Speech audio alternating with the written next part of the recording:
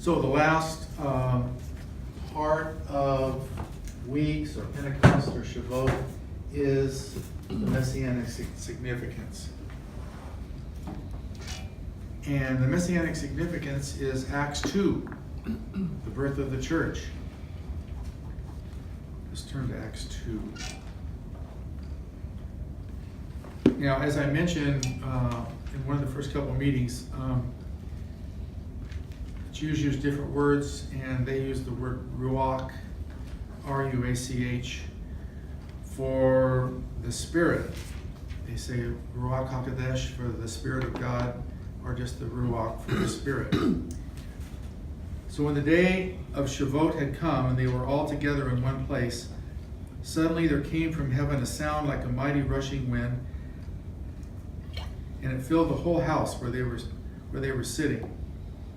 And tongues like fire spreading out and appeared to them and settled on each one of them, and they were filled with Ruach HaKodesh, the Spirit of God.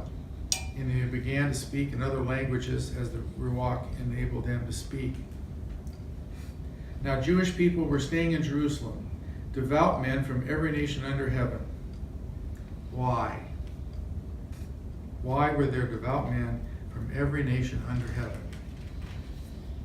Because this was a travel feast. They were supposed to, wherever they were in the known world at that time, they were supposed to come back to Jerusalem. And they were devout because they were being obedient. And when the sound came, the crowd gathered, but they were bewildered because each was hearing them speaking in his own language.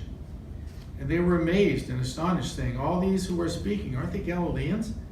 How is it that we each hear our own birth language?" And then they list all of them. And they were all amazed and perplexed, saying to one another, "What does this mean?" Others poking fun, saying they're full of sweet wine, sweet new wine. And then Peter addressed the crowd, and 3,000 were saved. So that was the birth of the church. Now, to be fair, you could say that was the birth of the Messianic community because there were no Gentiles. There were no Gentiles there. They were all Jews. The Gentiles don't come in until Peter visits the house of Cornelius in Acts 10. But it is also true that, as we will, the Jews are also part of the church. So let's turn to Ephesians 2, verses 11 through 15. Therefore, keep in mind that once you, Gentiles in the flesh, were called uncircumcised by those called circumcision, which is performed on flesh by hand. At that time you were separated from Messiah, excluded from the commonwealth of Israel, and strangers to the covenants of the promise, having no hope and without God in the world. Now,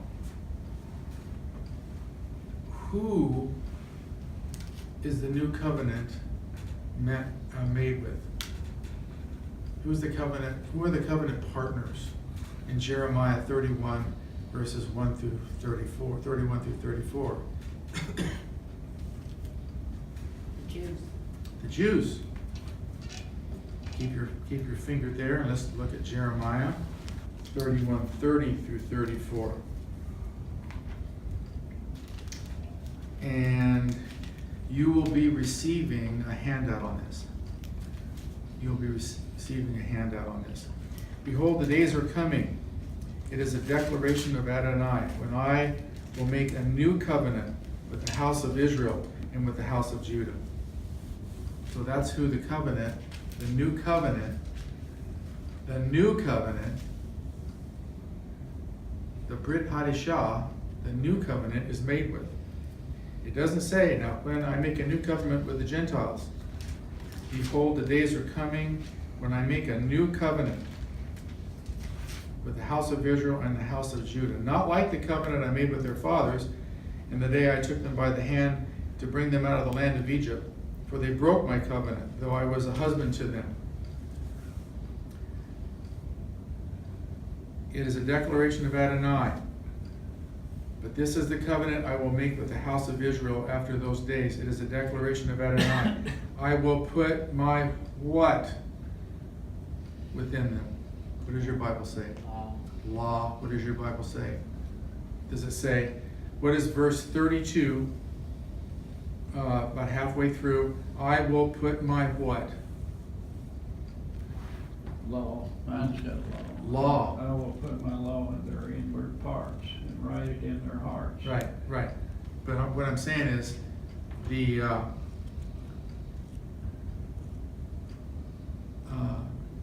Tree of Life version says, I will put my Torah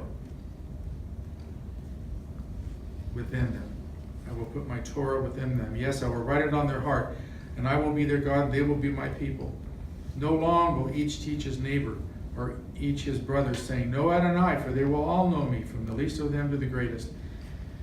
So, while it is true that the Gentiles did not come into the church to be grafted in, Romans 11,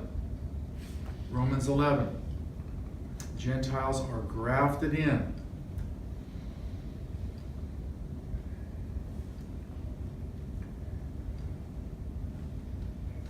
Sometimes when I tell people that we were living in San Diego, or even here, when we were attending Kehalah, Messianic congregation in San Diego, like my own mother, she would say things like, I said, we go on Saturday, it's a Messianic congregation, and she would say, why are you doing that? And I said, well, Mom, I said, Romans 11 says we're going to be grafted in. And so if I'm going to be grafted in, I want to get as close to the trunk as I can. I don't want to be out on a limb someplace. I want to be close to the trunk. Okay? So even though that the Gentiles were not grafted in until Acts 10, when Peter went to the house of Cornelius, Jews are also part of the church, made up of Jews and Gentiles. So looking at 2:11, it says that the two will become, Jews and Gentiles. But now, Messiah, Yeshua, you were once far off, have been brought near by the blood of Messiah. For he is our peace, our shalom, and one who made us two into one and broke down the middle wall of separation. So that's why, clear back in Leviticus, they said, take 2 loaves on one sheet as a wave offering before the Lord. 2 loaves, Jews and Gentiles, on one sheet, the church. It has broken down the middle wall of separation. We're going to talk about this a little bit more when we talk about healing of a Jewish leper. But here we have the temple area with the most holy place and the holy place and the court of the women. And this dotted line is the middle wall of separation. Over here, outside of this middle wall of separation, and you will eventually, at some point, I don't know, I can't remember which week it is, you will get a picture of this in your handouts. But this was called the court of the Gentiles out here. Gentiles could come into the temple. And this wall was only about this high. It wasn't very high. And as a matter of fact, the top part of it was made out of lattice. So a child could come and see the sanctuary. But you were not, Gentiles were not to go past that in there. And when we talk about the healing of a Jewish leper, we're going to talk about this, but there was a sign at the different entry points that basically said, if any Gentile passes through this gate, his ensuing death will be on his own head. And so there was a definite separation, and what Ephesians here says that at Shavuot, that wall of separation was broken down. Two loaves of bread, one sheet.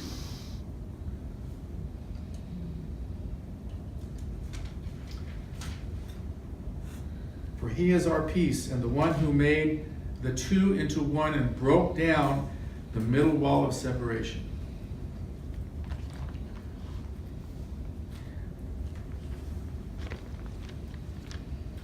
So the messianic significance